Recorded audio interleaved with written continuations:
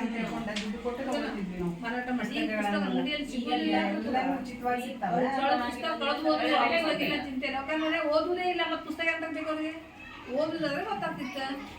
ನಿಮ್ಗೇನು ಕೇಳೋದಿಲ್ಲ, ಮುಗಿಸೋಣ. ಈಗ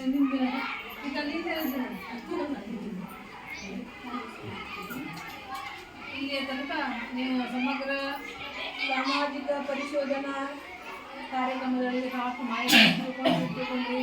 ನಿಮ್ಮಿಂದ ನಮ್ಮ ಮಕ್ಕಳು ಸ್ವಲ್ಪ ನೀವು ಅಕ್ಕಪಕ್ಕದವರಿಗೂ ಹೇಳಿ, ನೀವು ಹಿಂಗೆ ಚರ್ಚೆ ಮಾಡಿ ಕಟ್ಟೆ ಮೇಲೆ ಕೂತ್ಕೊಂಡ ಶಾಲೆಯಲ್ಲಿ ಹಿಂಗಂತ ಮಕ್ಕಳು ಓದಿಲ್ಲ ಅಂತಾರೆ. ನಿಮ್ಮ ಗ್ರಾಮಕ್ಕೆ ಸುಧಾರಿಸ್ಬೋದು ಅಲ್ವಾ? ಈಗ ಒಬ್ರಿಗೆ ಹೋಗಿ ಹಾಡ್ತಾ ಹೋಗ್ತದ. ಈಗ ಹಾಗೆ ನೀವು ಮಕ್ಕಳ ಕಲಿಕೆ ಬಗ್ಗೆ ಸ್ವಲ್ಪ ಹೆಚ್ಚಿನ ಗಮನ ವಹಿಸಿ. ಯಾಕಂದರೆ ಈ ಸಲ ಮತ್ತು ಭಾರಿ ಶಿಕ್ಷಕರ ಮೇಲೆ ಭಾರಿ ಒತ್ತಡ ತಂದ್ದಾರೆ. ಯಾಕಂದರೆ ಹೈಸ್ಕೂಲ್ನಲ್ಲಿ ಏನಾಗ್ತಾ ಇದೆ ಅಂದರೆ ಅವರು ಸರ್ಕಾರದ್ದು ಕೆಲವೊಂದು ದೋಷಗಳಿರ್ಬೋದು. ಅವು 1ನೇದು 2ನೇದು ಮಕ್ಕಳಿಗೆ ನಪಾಸ್ ಮಾಡಿದರೆ ಏನು ಸಮಸ್ಯೆ ನಾವು ಸುಧಾರಿಸ್ಕೊಳಿಕ್ಕೆ ಆಗ್ತದೆ. ನಮ್ಗೆ ನಪಾಸ್ ಮಾಡೇ ಬೇಡ ಅಂದರೆ ಮಕ್ಕಳಿಗೂ ಗೊತ್ತುಂಟು ಹ್ಯಾಂಗಾದರೂ ಪಾಸ್ ಆದರೂ ಸಾಕು.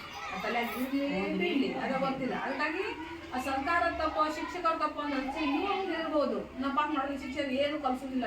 ಆ ಮಗುವನ್ನು ಇಟ್ಕೊಂಡ್ರೆ ಒಂದು ವರ್ಷಕ್ಕೆ 2 ವರ್ಷಕ್ಕೆ ಸ್ವಲ್ಪ ಅಭಿವೃದ್ಧಿ ಆಗ್ತದೆ, ಇಂಪ್ರೂವ್ ಆಗ್ತಾರೆ. ಆಗಿದ್ದು ಉಂಟು. ಹಾಗಾಗಿ ಈ ಪದ್ಧತಿಯಿಂದ ಕಾರಣ ಅವ್ರು ಮುಂದೆ 9th ಹೋದ್ಕೊಳ್ಳೆ ಅವ್ರು ಹಿಡ್ಕೊಳ್ತಾರೆ. 9th ಹೋದ್ಕೊಳ್ಳೆ ಅಲ್ಲಿ ಅವರು ಪಾಸ್ ಮಾಡಲ್ಲ. ಅವರು ನಪಾಸ್ ಮಾಡಿದ ಹೋಸಲ 30 ಮಕ್ಕಳು ನಪಾಸ್ ಮಾಡಿ 9th ಅಲ್ಲಿ ನಪಾಸ್ ಮಾಡಿಕೊಂಡು ಶಾಲೆ ಬಿಡ್ತಾರೆ. ಹಾಗಾಗಿ ಇಲ್ಲೇ ಏನಾದ್ರು ತರಬೇಕು ಅದು ಸರ್ಕಾರ ವಿಚಾರ ಮಾಡಲ್ಲ. ಹಾಗಾಗಿ ಮಕ್ಕಳನ್ನ ಕಲಿಯುವಂಥದ್ದು ಅಪೂರ್ಣ ಜವಾಬ್ದಾರಿ ಶಿಕ್ಷಕರಿಗೂ ಮತ್ತು ಪಾಲಕರದೇ ಆಗಿರ್ತದೆ. ಪೂರ್ತಿ ನಿಮ್ಮದು ಅಲ್ಲ, ಪೂರ್ತಿ ನಮ್ಮದು ಅಲ್ಲ.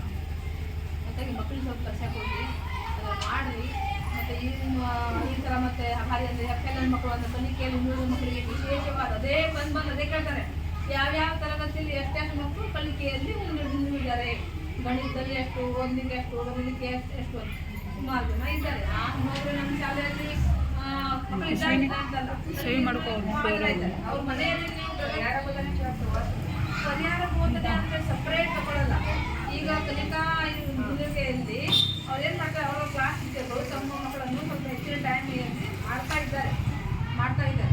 ಪರಿಹಾರ ಬೋಧನೆ ಲಾಸ್ಟ್ ಹೋಗಿ ತಗೊಳ್ಬೇಕಂತ ಇರ್ತದೆ. ಆದರೆ ಅವರ ಕ್ಲಾಸ್ ಟೀಚರ್ ತಗೊಳ್ತಾರೆ.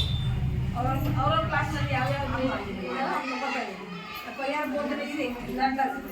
ಎಕ್ಸ್ಟ್ರಾ ಅವಾಗ ಒಂದ್ಸಲ ಇರ್ತದು 4:30 6 ಒಂದು ತಾಸು ಎಕ್ಸ್ಟ್ರಾ ತಗೊಂಡಿತ್ತು. ಅದು ಇಲ್ಲ ಈಗ. ಯಾಕಂದ್ರೆ ಈ ಶಾಲಾ ಅವಧಿಯಲ್ಲೇ ಅವ್ರ ಮಕ್ಕಳಿಗೆ ಅವ್ರು ಹೇಳ್ತಾರೆ ಹೇಳುದಿಲ್ಲ ಅದಕ್ಕೆ ಯಾವ ತರಗತಿಯಲ್ಲಿ ಯಾವ ಮಗು ಕಲಿಕೆಯಲ್ಲಿ ಮುಗಿಸ್ಕೊಂಡು ಇಷ್ಟಿದೆ ಅದನ್ನ ಸರ್ಕಾರ ತಿಂಗಳ ಕೊಡ್ಬೇಕು. ಇಲ್ಲಿದೆ ನೋಡಿ, ಈ ತಿಂಗಳಲ್ಲಿ ಕೊಡ್ಬೇಕು.